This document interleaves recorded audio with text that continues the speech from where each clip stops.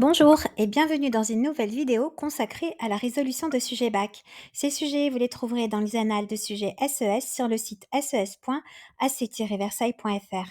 Aujourd'hui, nous traitons une partie 1 de l'épreuve composée notée sur 4 points sur le chapitre Quelles politiques économiques dans le cadre européen. Il s'agit du sujet Amérique du Nord 2024. Quels sont les effets du marché unique sur la croissance économique dans l'Union européenne? Pour rappel, la mobilisation des connaissances demande au candidat de répondre à la question en faisant appel à ses connaissances acquises dans le cadre du programme. J'insiste, pour traiter la partie 1, il ne suffit pas de répondre par des définitions, par exemple ici marché unique ou croissance économique. Ce qui est attendu, c'est une réponse structurée, comportant des définitions, bien sûr, mais prioritairement une ou plusieurs explications, impliquant notamment en économie des mécanismes, et si le sujet s'y prête ou l'exige de manière formelle, une ou plusieurs illustrations. Proposition de réponse. Le marché unique ou marché commun correspond à un espace de libre circulation des biens, des services, des personnes et des capitaux. Le marché unique est l'aboutissement d'un processus d'intégration économique régionale faisant suite à la zone de libre-échange, instaurant la suppression des barrières douanières et l'union douanière, harmonisant les normes ou fixant un tarif extérieur ou tarif douanier commun. Le marché unique élimine les derniers obstacles au commerce en instaurant la libre circulation des personnes et des capitaux. L'Acte unique européen, adopté en février 1986, a fixé l'entrée en vigueur du marché unique au 1er janvier 1993.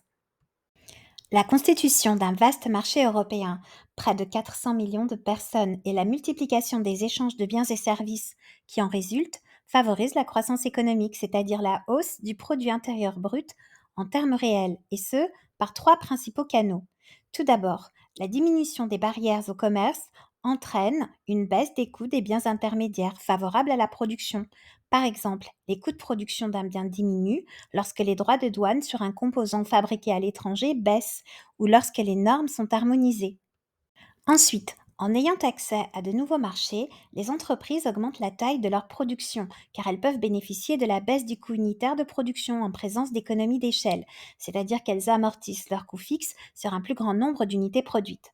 Ceci favorise la compétitivité prix des entreprises et donc la baisse des prix pour les consommateurs et la hausse de leur pouvoir d'achat.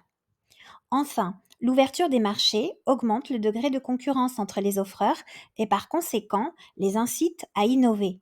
La baisse des prix induite ou la création de nouveaux produits dans le cadre d'une compétitivité hors prix augmente la demande et ainsi les entreprises produisent davantage.